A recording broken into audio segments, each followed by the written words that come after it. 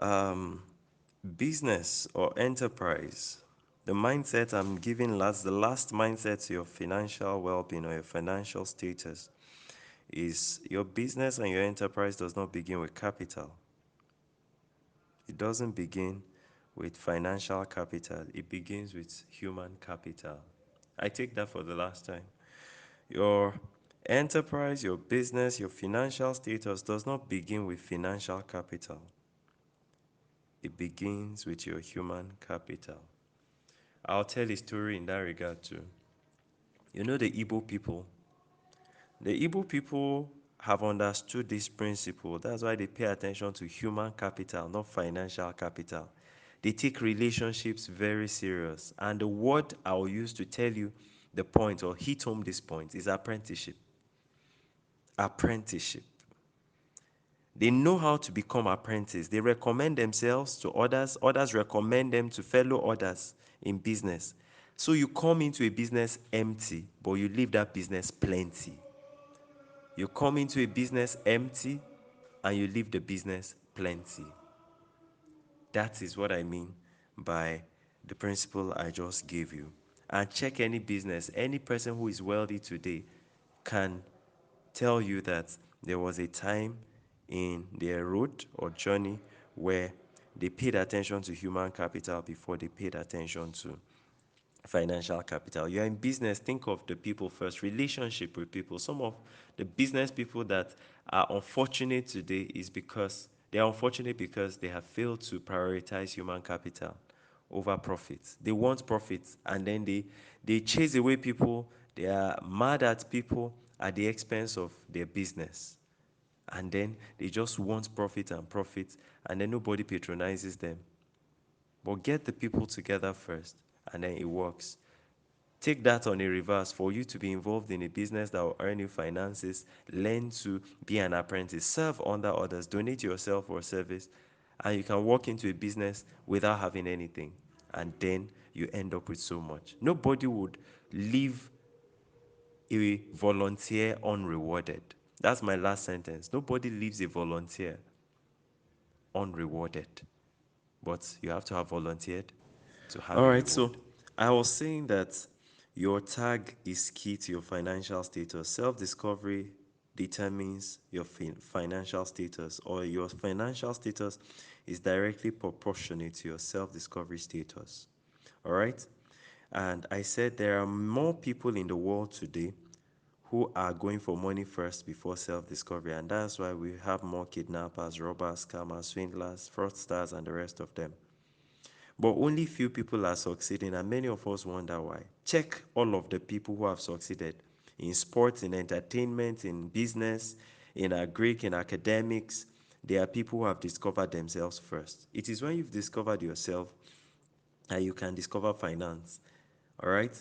Then another part of self-discovery, which I will now talk about, is called what I call refinement. So self-discovery is what I call alignment. Everything I just said to you in the last clip and in the opening clip here is, opening part of this clip is alignment. Now I want to talk about refinement, refining your tag, refining your tag, refining your tag. You know, I said tag represents what? Talent, ability, and gift. Refining your tag. Now, everything that your ability, your talent, your gift is comes as a raw material too. They come as a raw material. So you must have a mindset that says, I must train my ability. I must train my gift. I must train my talent. If yours is not just any of those three and yours is work, because some of us are working, we've not answered the question of my talent, ability, and gift. So you can include work, TAGW. Yes. So you train it, you refine it. Nobody invites, this is what I want you to take note of. If you forget anything, nobody invites a raw material. Oh. Nobody celebrates a raw material. Nobody coronates a raw material. The only people we invite, the people we celebrate, the people we honor, and the people to whom money comes are people who have moved their raw materials into finished products. When I say raw material, your tag, your talent, abilities, and gifts.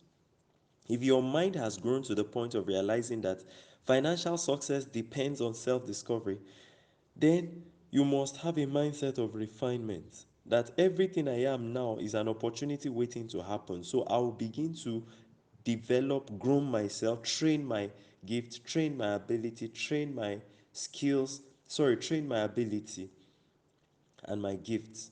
It is when I've trained it that it becomes a skill.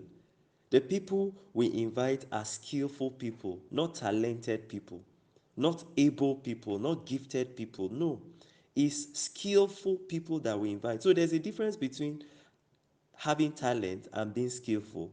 There's a difference between having ability and being skillful. There's a difference between being gifted and being skillful. Take notes, they are not the same. Many times we mix it up. We say, no, I'm skillful at. No, you are not skillful at. You are a raw material at before you become skillful at. And the people we invite, the people that are paid, are people who are skillful at. Is it dog breeding? Is it animal breeding? Check them. The people who have succeeded in breeding now have the best. Even among dog breeders, I'm a dog breeder, for instance. There's what we call box head. It's not every dog breeder that ends up having a box head dog. It's those who have mastered the art of breeding. They know what dog to combine with which to get a box head. You know what business works better, that sells more in so and so time. Check out some business people, they don't sell one thing throughout the year. They change what they sell because they've understood the principle of business and timing of business and seasons of business. They are the ones we call skillful business people. Check out Dangote. He started with one and he changed and he continues to change. He repackages. That's because he has mastered it. So he's skillful and now money is coming to him. Your financial status is also dependent on your refinement, your tag refinement status. I take that again. Your financial status is dependent on your tag refinement status.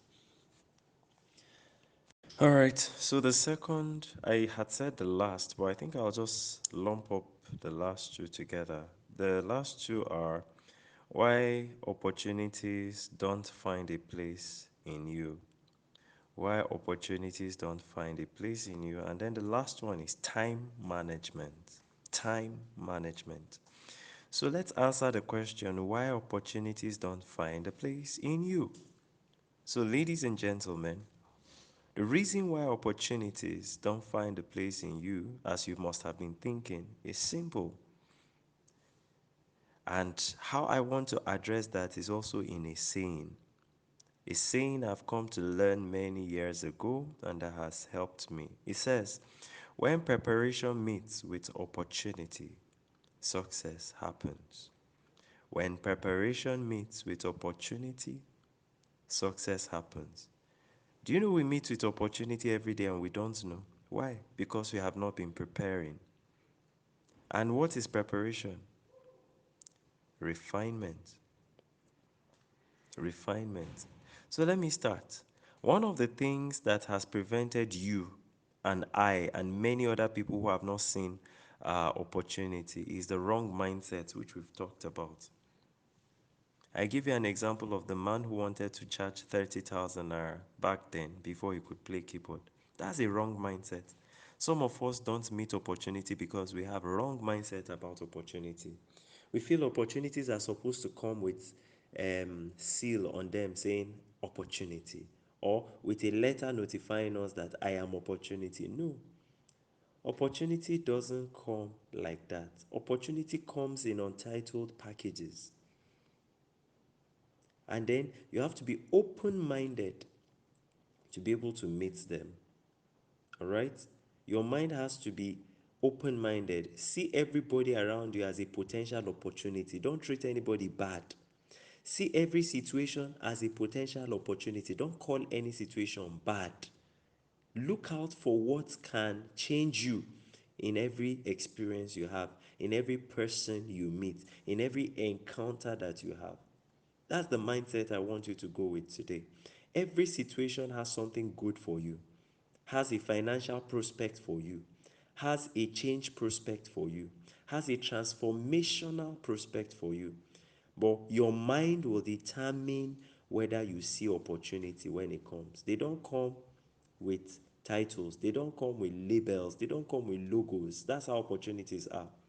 So blessed is he who doesn't look for label, for he shall find opportunity. That's my saying to you. Blessed is he who doesn't look for opportunity, who doesn't look for labels, for he shall find opportunities. Now, number two, many want money first before self discovery. You cannot want money first before self discovery. You have to self discover before you want money, and the money will come. All right? Then the last point, many with self discovery, or many who have discovered themselves, are still raw materials in their tag. And like I said, no one invites a tag. So if they've not been inviting you, it's because you have not been refining your gift, your talent, and your ability. It's because you are not good at your work yet.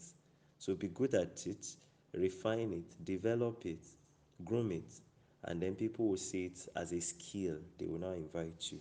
All right? Opportunity will find you when you find yourself. Opportunity will find you when you discover yourself. They'll come and look for you.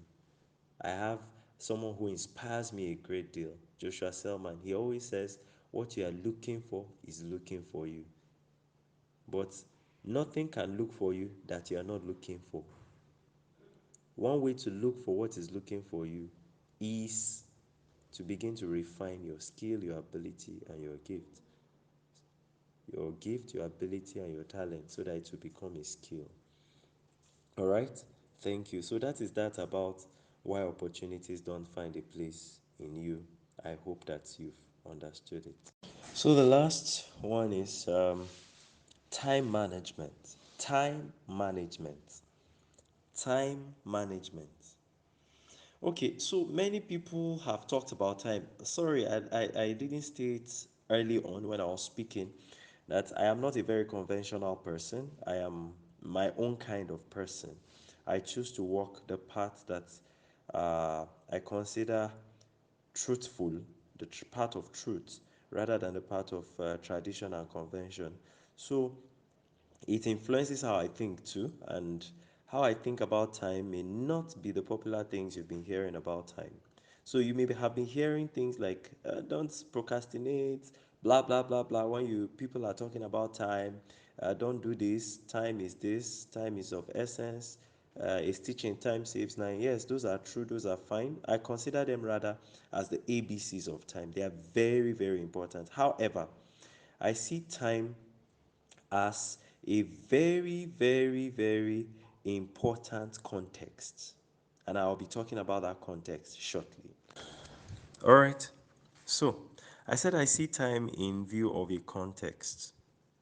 I see time in view of a context. And what is the context? The context also comes from the Bible.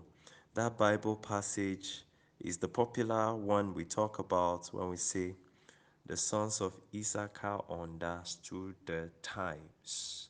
They knew what Israel ought to do per time. And the second passage is Psalm 90, verse 12, which says, teach us to number our days, that we may apply our hearts to wisdom. I think that time is something we have to study. That's context one. It's something you have to study. It's not something you just pass by or live inside or pass through.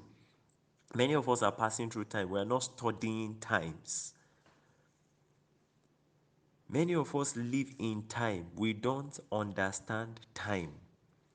When you understand the time, you will know what to do per time. You will know what not to do per time. You know how to feel per time and how not to feel. Many of us, because we don't understand the times, you are jealous of other people. You are angry that, they are my classmates. We came together, therefore, In fact, how you spend your everyday time will change. The popular one that we talk about, even that will change when you understand the times. Because it's not really what time you spend, it's what you spend time doing, not what time you spend, that matters. I know people who are very disciplined about time but are not achieving anything. Do not have financial testaments, do not have financial report card for their time because you are marking time in a wrong habitat, in a wrong place. Imagine a fish trying to fly and saying, I'm watching time. No. Alignment first before refinement, and then time happens. You see, no matter how conscious of time you are, if you do not understand the times, you cannot succeed financially, no matter how great you are. So, first, understand the times. When you understand the times, you understand what you need to do, then you can now time that thing you need to do. You find alignment. So, and what is alignment in our talk today? Discover yourself, and to discover yourself, find your tag. And you found it, you now know how to spend time and what to spend time on. And remember, what you spend time on comes first before you talk about how to spend time. If you get the first one wrong, you can't get the second right. What do I spend my time on, or what should I spend my time on? Many people are working today in the wrong habitat. You're a singer and you are lecturing, or you're a lecturer and you are born to be a lecturer and you spend your time singing when you don't have the gift of singing. Your work, like Dr. Miles Monroe of blessed memory will always say, your work should be a reflection of your ability, your skill, your gifts. All right? It should be a reflection. It should not just be something that you are not born for. All right?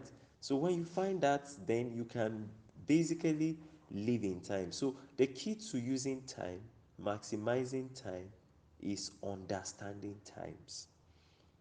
The second part of understanding times is seasons. Understand seasons. What you do has a season. What you want to do should have a season. It has a season. For instance, you cannot plant mango seed at any time of the year. It has a season. You cannot plant orange at any time of the year. It has a season. You cannot plant beans at any time of the year. It has a season. All right? So also you cannot do some things in life, they have seasons. That's what I mean by time. You have to understand time. So we need to spend time to understand the times, to know how to use time. Then the last part of this talk, which I would like to talk about time, more of what I'm doing in time is to give you theories and principles of time, is journaling. Journaling.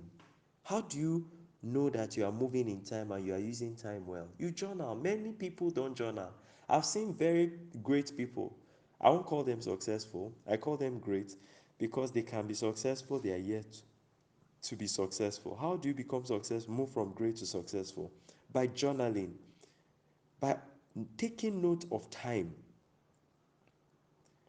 What do I mean by journaling and taking note of time? You document your experiences in life so that you see how you are moving. Nobody is going to be very successful who has not been able to conquer time by documenting time. What did I do last year that didn't work? I'll find it in my journal and I'll say, no, I tried this last year. I did this at some time of the year. It gave me this result, or it didn't give me this result. Therefore, I won't do it again, or therefore, I'll change it, or therefore, I'll continue to do it. But if you don't do that, you just be living a trial and error life, a gamble life. You won't be able to take stock of your successes or your failures to know what to do. Time is a context. Time ought to be understood. Time ought to be lived based on what we are born to do, and time has to be documented. Those are the three things I just said. And when you begin to live in this understanding, you realize that you become an extraordinary. People look at you, and what is worrying them doesn't worry you because you now understand the times. What everybody is rushing and queuing to do, you realize it has nothing to do with my future. Therefore, I cannot be part of this rush, or I cannot give my so much energy to this. You know what to do part time. You know where to be part time. You know what to say yes to, what to say no to. I want to wish you all the very best. I was given 20 more minutes and I have 6 minutes to go. But I really want to say thank you. I believe that time is what I'm talking about, and the best way to talk about time is to keep to time. I really thank all of you for all of the attentiveness, for all of you who have been listening from beginning till now. I want to thank all of you for taking note of this, making our time for this. It shows you want to grow. And I want to thank, most importantly, the convener of this program for a job well done at choosing these topics for us. I think she means well, and I think we should salute such innovativeness. We really, really appreciate you, Janet. And I want to thank God Almighty for giving me the privilege and the opportunity to be alive, to be able to give this talk, and the wisdom to share the ideas I've been able to share within my brief journey and adventure in life. I wish you all very well. I believe that all that you set your hands upon will be successful as you take your travel in life. Please pay attention to self discovery, it's very key. Pay attention to finding yourself, it's very key. Pay attention to your intake, is very key. And most importantly, as we've learned today, the key to transformation is a transformed mind. The key to self transformation is a transformed mind. All right? Thank you very much, and God bless you. And I want to say thank you to Janet for a book she dropped, Think and Grow Rich. That's another very powerful book for your mind. As a man thinketh, and then Think and Grow Rich. Think and Grow Rich has produced the greatest of men. Anyone who read that book and read it and did due diligence to it comes out very well. So I want you to get that if you don't already have it, or read it if you've not been able to come across it at all. I wish you all well, and I wish you the best in life. Chebelas.